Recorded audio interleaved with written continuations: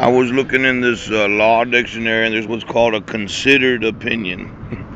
An opinion based upon study, thought, and reason. A judge renders a considered opinion after adjudging all aspects of a case and coming to a reasoned determination of the issues. I made 13 videos this morning that went through the state's response. There was never issued a valid protection order.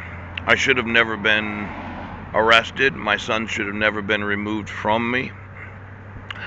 And any judge that had watched those 13 videos, if in their considered opinion there should still be a protection order after I had gone through the state's response, I would have to question what reason would they have for there still being a protection order. Now, the law requires reasonable notice and opportunity to be heard before there can be a protection order.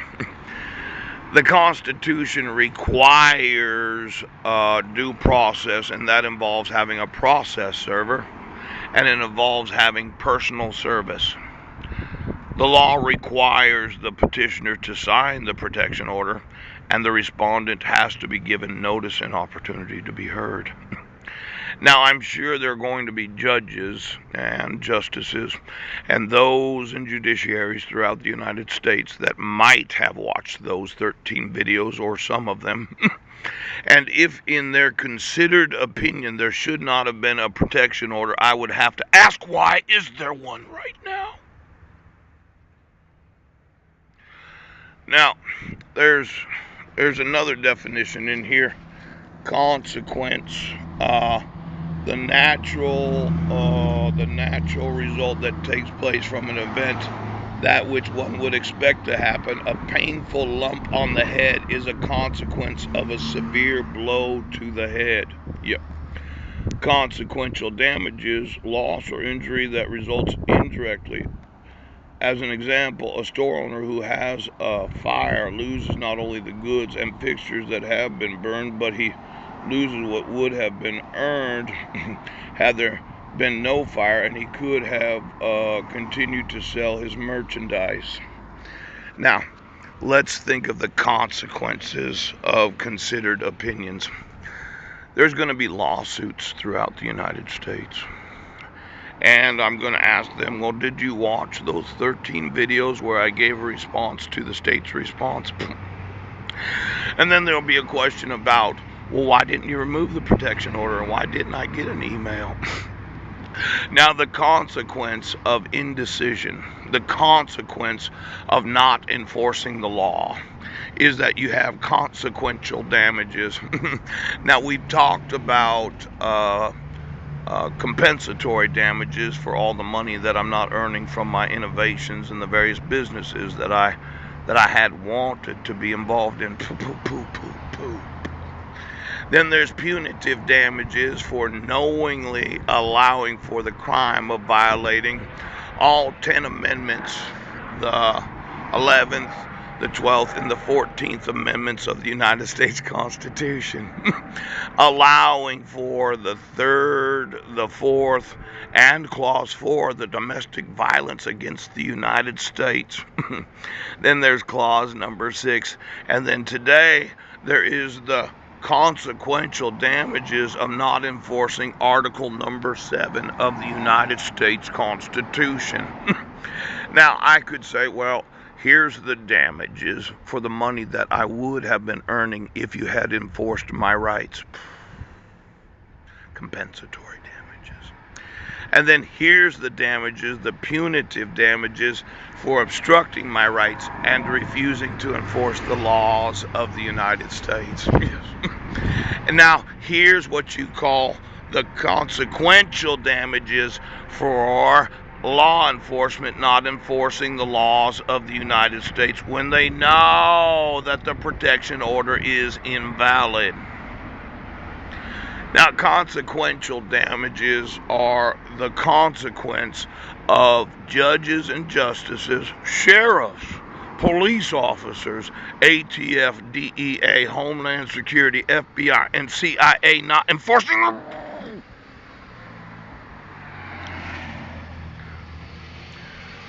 The consequences of making a decision not to enforce the laws, to not enforce the ratification of the Constitution of the United States. Astronomical. Now, I didn't want to have to stay at Ken's house. I thought that those 13 videos did a pretty good job explaining why the state's response was really not legal.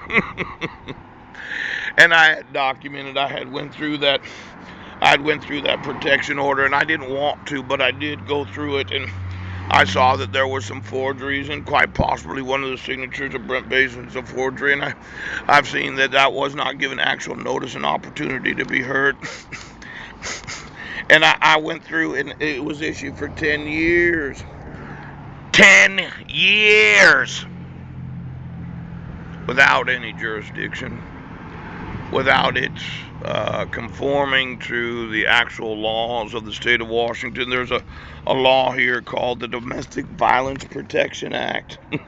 What happens when you don't protect the respondent's rights, but you still act like it's valid even though it's not? I think the consequential damages are going to be hundreds of billions. Now, I'm going to get the IP addresses over the next few years of those that have actually seen those 13 videos, the guarantees. And I at first woke up and I thought, well, the amendments in the Bill of Rights, those are guaranteed rights, aren't they? I thought they were guaranteed rights. Now, my initial thought was, let's say you had an FDIC insurance on your money in a bank. And somebody decided, well, I'm going to just take your $250,000, even though it's FDIC insured, guaranteed against. See, when I was a financial consultant, there was no bank guarantee on any securities. No, there wasn't. The only way you could have a guarantee on any bank product was the FDIC insurance. Yep. Mm-hmm. Now, you've taken my money from me this whole time, and you issued an invalid protection order, and then every individual that has a legal liability for the enforcement of the guarantees of the Constitution decided that they weren't going to do anything. Now, there's using my inheritance for public use, and then there's using my lawsuit money, the judgment money, for public use.